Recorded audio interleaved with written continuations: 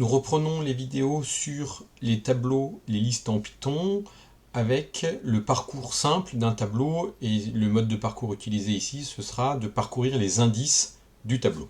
On considère qu'on a un tableau, donc je reprends ma modélisation avec des cartes à jouer, qui est ici sur cet exemple, il y a 9 cartes qui sont posées dans le tableau de table, et ce qu'on souhaite faire, c'est compter combien il y a d'as de cœur dans ce tableau. Donc la machine, quand on lui donne le tableau, elle voit cela, et qu'est-ce qu'on va faire?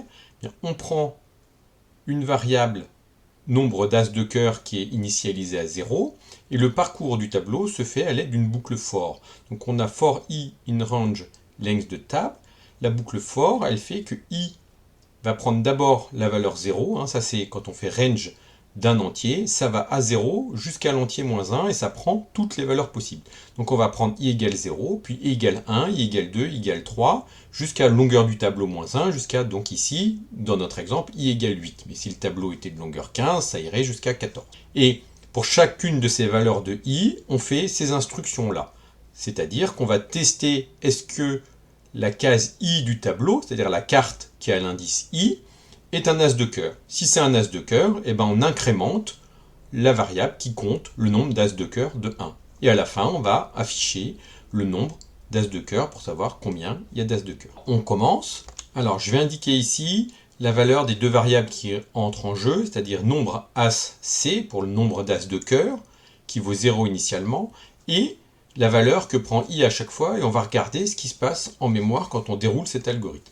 Donc au début, i égale 0, et je mets un petit jeton là en rouge pour dire quelle carte correspond à l'indice 0. C'est pour se rappeler que i, ça va parcourir les indices du tableau, et quand on va accéder, c'est la valeur de i. Donc i vaut 0, c'est là, quand i vaut 1, je mettrai le jeton ici, etc. C'est purement visuel, ce jeton. Donc i vaut 0, on va regarder tab de i. Donc là, on retourne la case tab de 0, parce que i vaut 0, et on regarde est-ce que c'est un as de cœur. Ça n'est pas un as de cœur, donc l'instruction qui est ici n'est pas faite, et donc on passe à i égale 1. Ça c'est la boucle for qui fait incrémenter i de 1.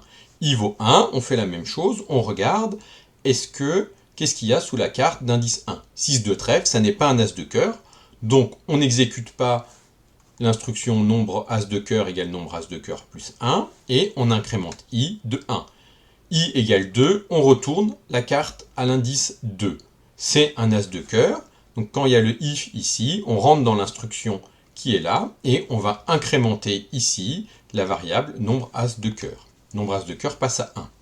Ensuite, i vaut 3, on regarde ce qu'il y a sous la carte d'indice 3 du tableau, 10 de pique, on ne change pas la variable nombre as de cœur. Ensuite, là, on a un as de carreau à la case d'indice 4, ça n'est pas un as de cœur, on ne change pas nombre as de cœur. La case d'indice 5, on a à nouveau un as de cœur, donc là l'instruction ici, on rentre dedans, et on va incrémenter nombre as de cœur de 1, donc ça va passer à 2. On regarde ensuite la case d'indice 6, ça n'est pas un as de cœur, on ne change pas nombre as de cœur. La case d'indice 7, dame de carreau, ça n'est pas un as de cœur, on ne change pas cette carte, la variable nombre as de cœur. i vaut 8, on regarde la carte, roi de pique, ça n'est pas un as de cœur, on n'augmente pas nombre as de cœur. Et là, la boucle for va s'arrêter, la valeur de i c'est 8, c'est longueur du tableau moins 1, et donc l'instruction for, tout ça s'arrête, on passe à la ligne d'en dessous, et donc on va afficher 2.